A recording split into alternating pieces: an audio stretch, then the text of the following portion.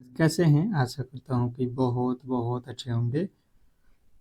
और जैसे कि आपको पता है कि जिनका भी पेपर आरआरबी ग्रुप डी 6 अगस्त को होने जा रहा है, उन लोगों से मैंने कहा था कि शाम में जो है 8 पीएम पे आप लोगों के लिए स्पेशल क्लास ला रहा हूँ, ठीक है? तो मैंने जिस तरीके से आज के 5 अगस्त का पेपर जो समाप्त हुआ है, 5 अगस्त वाली, तो यहाँ पे जिस तरीके से प्रश्न पूछे गए हैं, जिन टॉपिकों से पूछे गए हैं, जो बिल्कुल ही आज जो है पेपर बदल गया है। तो मैंने आरआरबी ग्रुप डी के उन प्रश्नों को हमने सिलेक्ट किया है जो यहाँ पे जो है नए पैटर्न से पूछे जा रहे हैं, और उन्हीं टॉपिकों को हम करा रहे हैं जो आज के एग्जाम में पूछे गए थे, ठीक है? उन्हीं टॉपिकों को अगर हम कवर कर लेते हैं तो मुझे लगता है कि जब आप कल एग्जाम हॉल में बैठोगे तो 100% इस क्लास के जो है फायदे आपको देखने वाले हैं। तो आप लोगों से हम रिक्वेस्ट करेंगे कि 1 से 100 तक के प्रश्नों को आप ज़रूर देख लीजिएगा। जितने भी मेरे दोस्त हैं जो इस क्लास को देख रहे हैं, आप पूरे के पूरी क्लास को देखिएगा। बहुत बड़ा बेनिफिट होगा आपको एग्ज़ाम हॉल में। तो चलिएगा फटाफट से हम लोग इस क्लास को स्टार्ट करते हैं। ज़्यादा समय हम लोगों के पास है नहीं। तो जितने भी मेरे दोस्त जो इस क्लास को देख रहे हैं, बिल्कुल आप लोगों से रिक्वेस्ट करूँगा कि आप लोग क्लास को जो है लाइक कर लो और चैनल को सब्सक्राइब ज़रूर कर लो। जितने भी मेरे दोस्त हो जिन्होंने अब तक जो है क्लास को लाइक नहीं किया, तो प्लीज़ आप लोग क्लास को ज़रूर लाइक कर लीजिए और चैनल को सब्सक्राइब कर लीजिए, ताकि हर एक क्लास की नोटिफिकेशन जिनका भी आगामी दिनों में पेपर आएगा उनके लिए तब तक क्लासेज चलाया जाएगा, ठीक है? पहला प्रश्न आपके सामने देखिए, कह रहा है किडनी की कार्यात्मक इकाई क्या है? किडनी की कार्यात्मक इकाई क्या है? क्वेश्चन आपके सामने है। पहला कह रहा है किडनी की कार्यात्मक इकाई क्या है? तो जिन्होंने बताया है नेफ्रॉन, उनके बिल्कुल राइट उत्तर है जिन्होंने बी को चुना है। जितने भी मेरे दोस्त नेफ्रॉन बताए हैं उनके बिल्कुल राइट उत्तर है। नेक्स्ट प्रश्न आपके सामने कह रहा है यहाँ पे पायरुवेट के विखंडन से कार्बन डाइऑक्साइड, जल तथा ऊर्जा मिलती है। यह क्रिया कहाँ होती है? पायरुवेट के विखंडन से कार्बन डाइऑक्साइड तथा जल मिलती है। यह क्रिया कहाँ होती है? क्वेश्चन नंबर आपके सामने है। दूसरे नंबर प्रश्न के राइट उत्तर बताएंगे सभी लोग बताएंगे। यहाँ पे क्वेश्चन नंबर दूसरे के जो राइट उत्तर है, ये जो है माइट्रोकांडिया है। ऑप्शन नंबर बी जो है हमारा बिल्कुल राइट उत्तर है।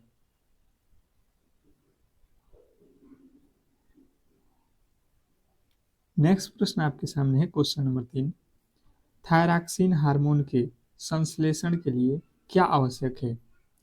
थायरॉक्सिन हार्मोन के संश्लेषण के लिए क्या आवश्यक है? Question number 3। तीसरे नंबर प्रश्न के राइट उत्तर बताएंगे सभी लोग। तो जितने भी मेरे दोस्त बता रहे हैं आयोडीन, उनके बिल्कुल राइट उत्तर है जिन्होंने बी को चुना है। नेक्स्ट प्रश्न आपके सामने है क्वेश्चन नंबर 4। प्रायद्वीपीय भारत की किस नदी को दक्षिण गंगा के नाम से जाना जाता है? प्रायद्वीपीय भारत की किस नदी को दक्षिण गंगा के नाम से जाना जाता है?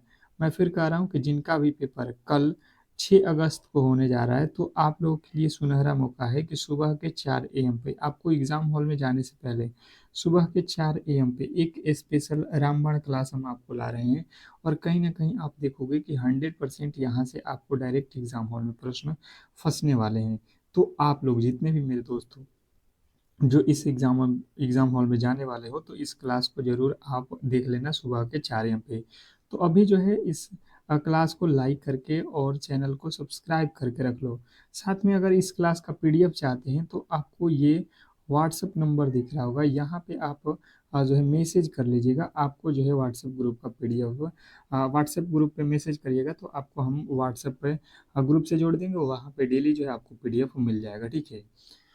बात कीजिए क्वेश्चन नंबर 4 का राइट उत्तर, तो गोदावरी जो है आपके बिल्कुल राइट उत्तर है। नेक्स्ट प्रश्न आपके सामने है अंडमान द्वीप समूह को निकोबार द्वीप समूह से कौन सा चैनल अलग करता है? बताइएगा।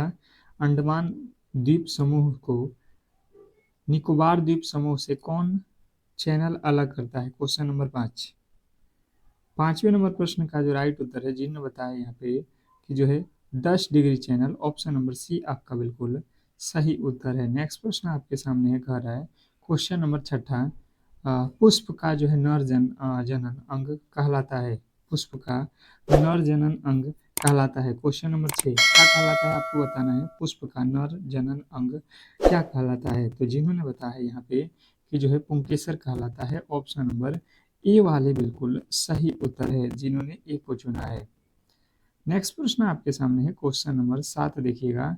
रक्त का लाल रंग किसके कारण होता है। रक्त का लाल रंग किसके कारण होता है। क्वेश्चन नंबर 7 सातवें नंबर प्रश्न पे आ चुके हैं। बताएंगे सभी लोग कि रक्त का जो है लाल रंग किसके कारण होता है।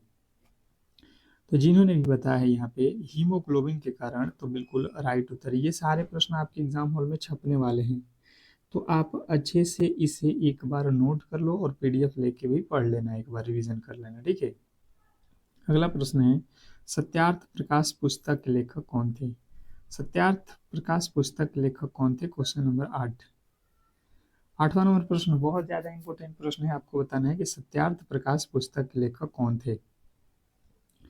तो जिन्होंने बताया है यहाँ पे कि सत्यार्थ प्रकाश पुस्तक के लेखक स्वामी दयानंद सरस्वती हैं। ऑप्शन नंबर बी आपका बिल्कुल राइट उत्तर है। नेक्स्ट प्रश्न आपके सामने है, कह रहा है क्वेश्चन नंबर 9 कपास की खेती के लिए सबसे उपयुक्त मृदा कौन सी मानी जाती है।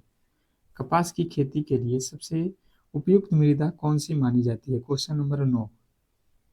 नौवां नंबर प्रश्न बताइएगा। कपास की खेती के लिए काली मिट्टी या आप रेगुर मिट्टी कह सकते हैं, इसी का नाम है, इसका जो है सबसे ज्यादा उपयोग होता है। क्वेश्चन आपके सामने 9वें नंबर प्रश्न का राइट उत्तर काली मिट्टी जो है आपको याद रखना है। नेक्स्ट प्रश्न आपके सामने है, देखिएगा क्वेश्चन नंबर 10। कार आपका 10वां प्रश्न कि जो है जलियांवाला बाग हत्याकांड की जांच के लिए किस समिति का जो है गठन किया गया था। जलियांवाला बाग हत्याकांड के लिए किस समिति का गठन किया गया था। Question number 10। 10वें नंबर प्रश्न के राइट उत्तर बताएंगे सभी लोग। क्वेश्चन नंबर 10 जलियांवाला बाग हत्याकांड की जांच के लिए किस समिति का गठन किया गया था।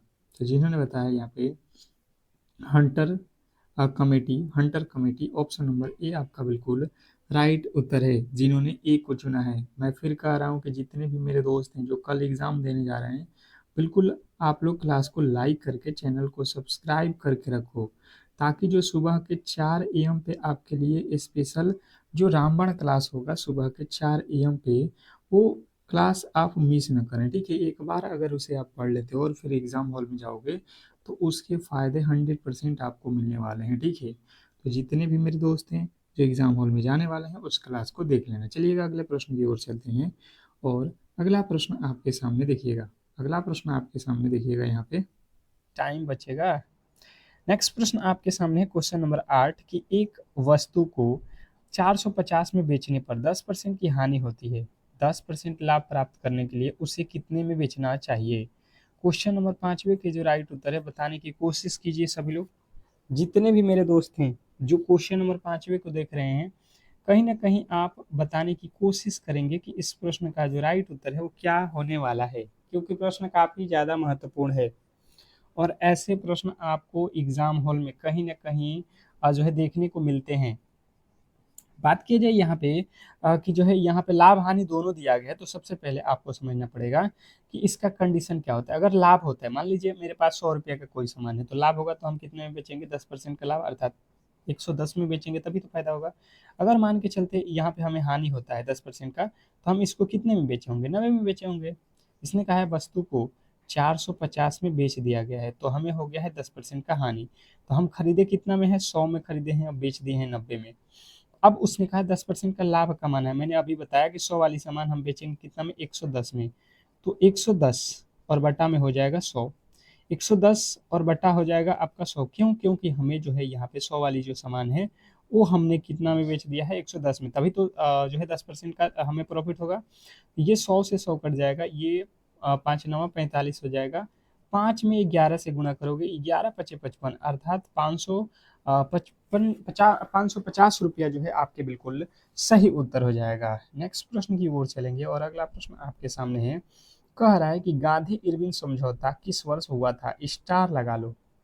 ये प्रश्न आपको कहीं ना कहीं सिलेक्शन में बाधा डालता है, ठीक है। हम उन्हीं प्रश्नों को करा रहे हैं जो आपको सुना सुनाया है पर ये एग्जाम हॉल में आते हैं तो कहीं ना कहीं बहुत बड़ा कंफ्यूजन कर देते हैं। ठीक है, गांधी इरविन समझौता, जितने भी मेरे दोस्त बता रहे हैं कि जो है गांधी इरविन समझौता 1931 में हुआ था। ऑप्शन नंबर बी जो है हमारा बिल्कुल सही उत्तर है। नेक्स्ट प्रश्न की ओर चलेंगे और अगला प्रश्न आपके सामने है क्वेश्चन नंबर 10। ओजोन परत किस वायुमंडलीय जो है परत में पाई जाती है? क्वेश्चन नंबर 10वें के जो राइट उत्तर है बताएंगे सभी लोग कि जो है ओजोन परत किस वायुमंडलीय परत में पाई जाती है। अगर आपको पता है तो आप मुझे कमेंट बॉक्स में बता सकते हैं। बिल्कुल सभी लोगों से मैं रिक्वेस्ट करूंगा कि जितने भी मेरे दोस्त देख रहे हैं क्लास को, आप खुद से प्रश्नों को सोल्व करने की कोशिश करें मेरे साथ। तो ओजोन परत जो है समताप मंडल में पाया जाता है। ऑप्शन नंबर बी जो है हमारा बिल्कुल सही उत्तर है। नेक्स्ट प्रश्न की ओर चलेंगे और अगला प्रश्न है कि पलक जल पलक जल मरुस्थल यहाँ पे किन दो देशों के बीच होता है? पलक नहीं होता है, पाक, इसको पाक करो। पाक जल मरुस्थल किन दो देशों के बीच में किन दो देशों को अलग करता है? अलग करने वाली बात पूछ रहा है पाक मरुस्थल। तो जो पाक मरुस्थल है ये जो है आपको भारत और श्रीलंका के मध्य है। ऑप्शन नंबर बी जो हमारा बिल्कुल राइट उत्तर है।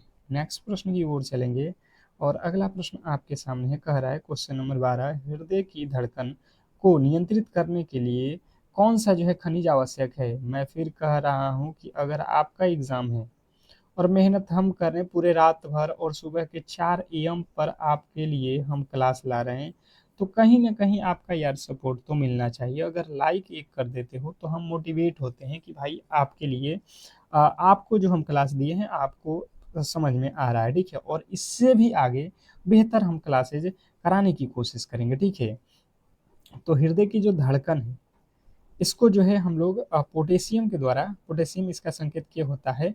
खनिज द्वारा आवश्यक होता है। ऑप्शन नंबर सी जो हमारा बिल्कुल राइट उत्तर है। नेक्स्ट प्रश्न आपके सामने है क्वेश्चन नंबर 13, डीएनए का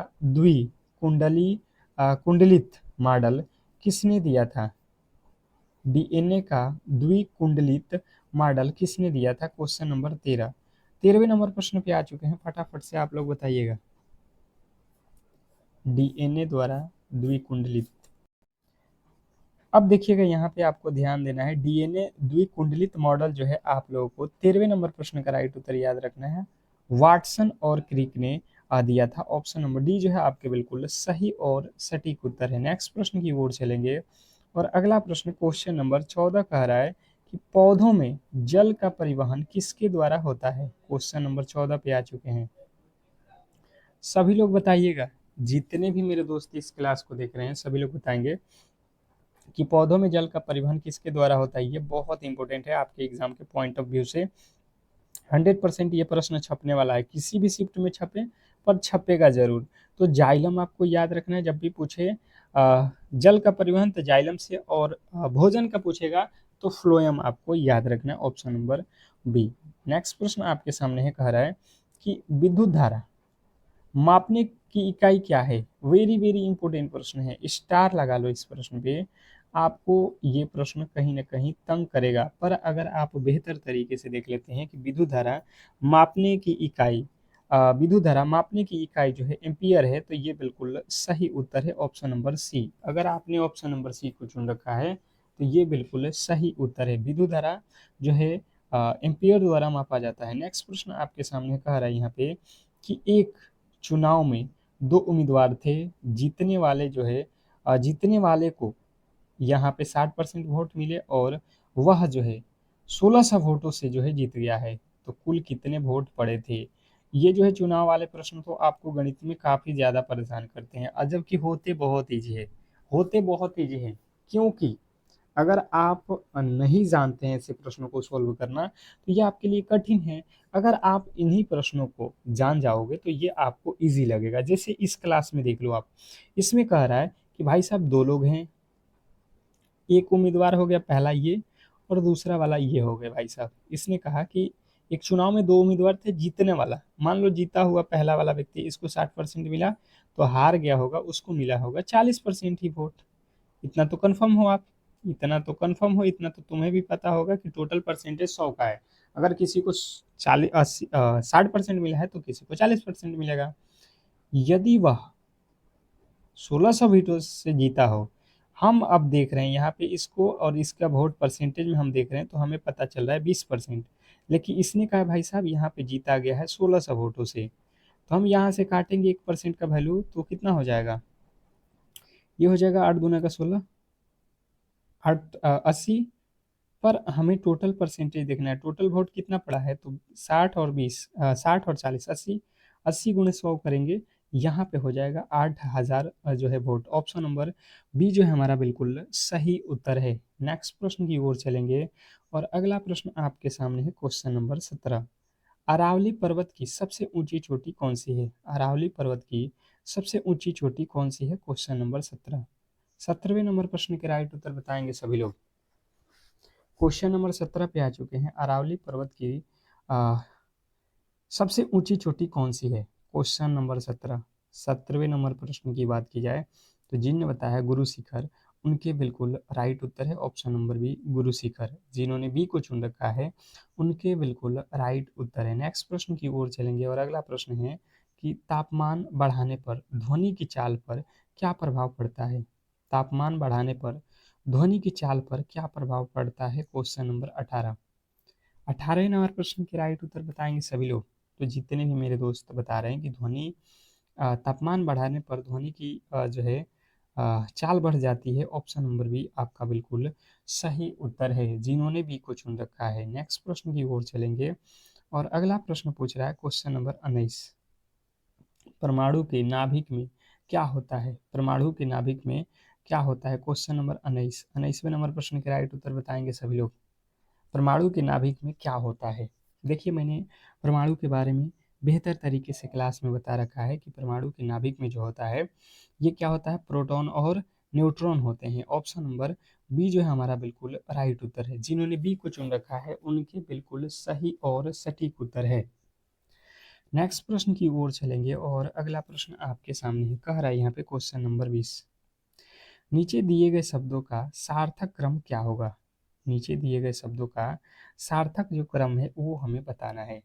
देखिए हमारे पास है दही, घास, मक्खन, दूध और गाय। इस तरीके के प्रश्न आप लोगों से कल भी पूछा गया था, ठीक है, और इसको सजाना है। तो सबसे पहले इसमें आप देखो कि सबसे पहले इसमें काम क्या होता है। तो देखिए सबसे पहले इसमें चाहिए आपको गाय। भाई साहब, गाय रहेगा तब भी दूध, दही, मक्खन जो भी है आप बना सकते हो। और गाय के बाद से क्या गाय करेगी? घास खाएगी, मतलब दूसरा वाला ऑप्शन हो जाएगा ना। और जब घास खाएगी तो वो देगी क्या चीज़? दूध, मतलब चौथा इसके बाद आएगा। दूध देने के बाद से आप क्या करोगे? दही बनाओगे, मक्खन बनाओगे, क्या बनेगा आपका? क्या बनेगा उसके बाद से? तो आप कहोगे उसके बाद से बनता है दही। दूध से क्या बनता है? दही। दूध से क्या बनता है? दही बनता है, और दही से मक्खन उसके बाद से बनता है अंत में, ठीक है। तो 3 अंत में होना चाहिए, केवल ऑप्शन नंबर ए में दिया गया है। नेक्स्ट प्रश्न आपके सामने है क्वेश्चन नंबर 21। 21वें नंबर प्रश्न पे आ चुके हैं। मैं फिर एक बार याद दिला दूं, ये क्लास रेगुलर सुबह के 4 AM पे प्रोवाइड होगा, जिस जिस दिन आपका एग्ज़ाम रहेगा। फिर से आपका शाम को ये क्लास रहता है 8 PM पे आपको, और एक क्लास दोपहर के 2 PM पे होता है, और एक क्लास आपको 10 AM पर भी हम प्रोवाइड करेंगे, ठीक है। तो ये 4 क्लासेज है, अगर आप कर लेते हो डेली डेली तो बहुत बड़ा स्कोर करोगे ग्रुप डी में। अगर आपका भी एग्ज़ाम आगामी दिनों में है तो आप चैनल को सब्सक्राइब कर लो, ठीक है, क्लास को लाइक कर लो। इसके बेनिफिट आपको एग्ज़ाम हॉल में जाने के बाद दिखाई देगा, जब डायरेक्ट प्रश्न आपको यहाँ से फंसेंगे तब, ठीक है। अब देखिए यहाँ पे लिखा है 10 और सी का अर्थ यहाँ पे दिया गया है, सी का अर्थ होता है गुणा, तो गुणा लिखेंगे 4। फिर ए का अर्थ होता है यहाँ पे प्लस, तो प्लस लिखो 4। फिर बी का अर्थ यहाँ पे क्या है? -6, तो -6। अब यहाँ पे देख लो 10 चौका 40 प्लस यहाँ पे 4 माइनस का 6, 40 4 44, और 44 में से 6 जब हम माइनस करेंगे तो 44 में से 6 जाएगा 38, जो है हमारा बिल्कुल राइट उत्तर है। नेक्स्ट प्रश्न आपके सामने है, कह रहा है कि अंतिम मुगल सम्राट कौन था? अंतिम मुगल सम्राट कौन था? क्वेश्चन नंबर 22 पे आ चुके हैं। जितने भी मेरे दोस्त हैं बताने की कोशिश करेंगे कि अंतिम मुगल सम्राट कौन था। Question number 22। 22वें नंबर प्रश्न के जो राइट उत्तर है जी ने बताया है शाह आलम द्वितीय। शाह आलम द्वितीय ऑप्शन नंबर बी आपका बिल्कुल सही उत्तर है। नेक्स्ट प्रश्न आपके सामने है, कह रहा है क्वेश्चन नंबर 23, सिकंदर ने भारत पर कब आक्रमण किया था? सिकंदर ने भारत पर कब आक्रमण किया था? Question number 23। 23वें नंबर प्रश्न के जो राइट उत्तर है बताने की कोशिश कीजिए सभी लोग। क्वेश्चन नंबर 23 पे आ चुके हैं, सिकंदर ने भारत पर कब आक्रमण किया था? ये बहुत इंपॉर्टेंट है। तो जितने भी मेरे दोस्त बता रहे हैं यहाँ पे कि सिकंदर ने भारत पर जो है 326 ईसा पूर्व जो है आक्रमण किया था। ऑप्शन नंबर ए आपका बिल्कुल सही और सटीक उत्तर है। नेक्स्ट प्रश्न आपको याद रखना, देखिए बहुत इंपॉर्टेंट है। लौह एवं रक्त की नीति किसने अपनाई थी? जितने भी प्रश्न हम करा रहे हैं देखना, ये आपको सिलेक्शन दिलाने वाले प्रश्न हैं, ठीक है। अच्छे तरीके से इसे आप जो है याद कर लीजिए इसी क्लास में। मैं इसीलिए दो दो बार पढ़ दे रहा हूँ ताकि आप जैसे एग्जाम में जाओगे तो ये आपको जो है कहीं ना कहीं फटदे दिमाग में बैठ जाएगा, ठीक है। लौ एवं रक्त की जो नीति है आप लोगों को याद रखना है, ये जो है आपका बलवंत ने अपनाई थी। ऑप्शन नंबर जो है बी जो है हमारा बिल्कुल सही उत्तर है। नेक्स्ट प्रश्न आपके सामने कह रहा है कि जो है बाजार नियंत्रण प्रणाली, बाजार नियंत्रण प्रणाली किसने लागू की थी? Question number 25। 25वें नंबर प्रश्न के जो राइट उत्तर है बताएंगे सभी लोग। क्वेश्चन नंबर 25 के जो राइट उत्तर है, जो भी मेरे दोस्त बता रहे हैं यहाँ पे, अलाउद्दीन खिलजी। तो बिल्कुल राइट उत्तर है Alauddin Khilji, option number B.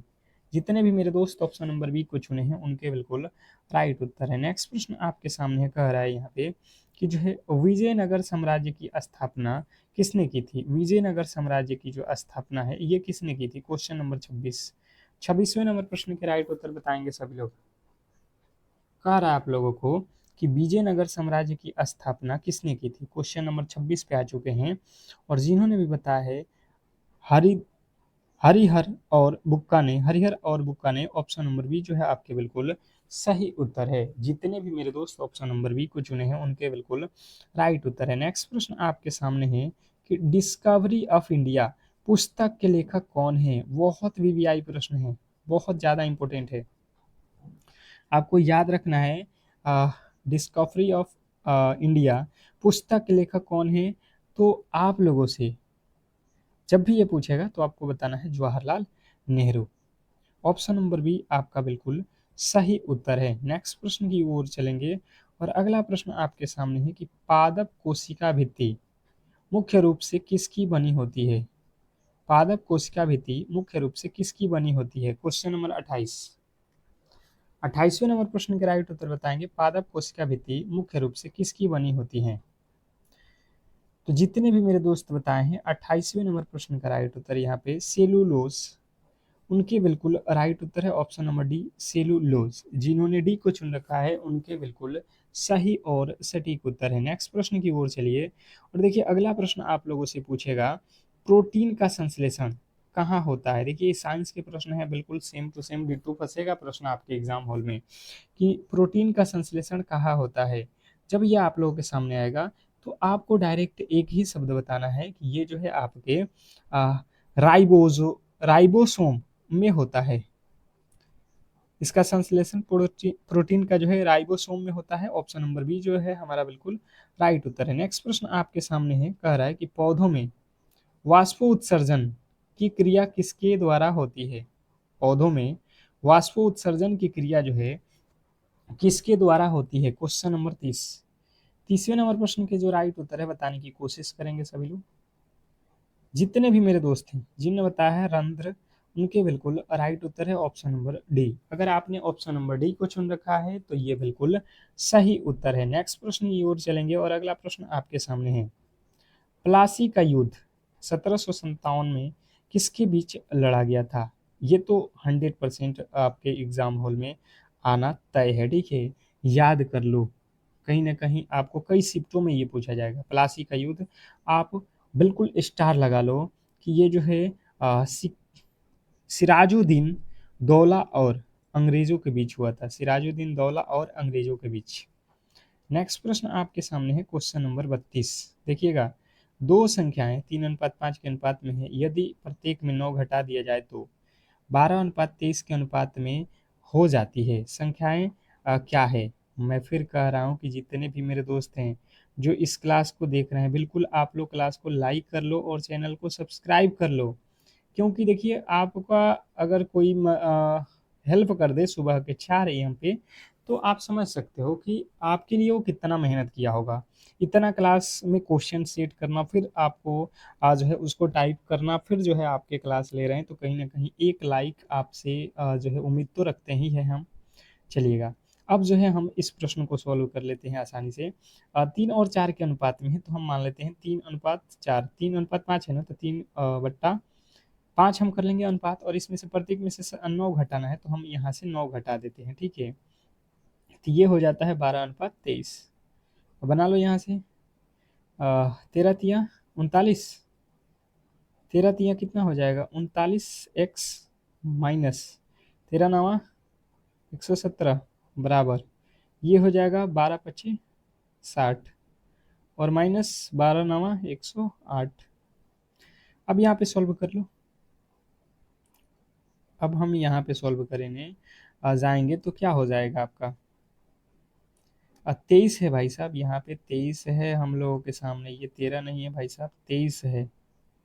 यहाँ से 23×3 = 69 होता है ना, 23×3 = 69, ये तो भाई साहब गलत हो गया, यहाँ पे हम लोगों ने गलती कर रखी थी। ये 23 से गुणा होगा, 23×3 = 69, फिर 23×9 = 3×9 = 27 के साथ 9×2 = 18 और 2 = 20। अब इससे सॉल्व करेंगे जब हम लोग, तो ये इधर आएगा, तो 69 में से 60 घटेगा 9x, और ये इधर जाएगा तो प्लस में हो जाएगा 207। 207 में से 8 घटेगा, ये बचेगा 99। ये 9 के पहाड़े में कट जाएगा 11।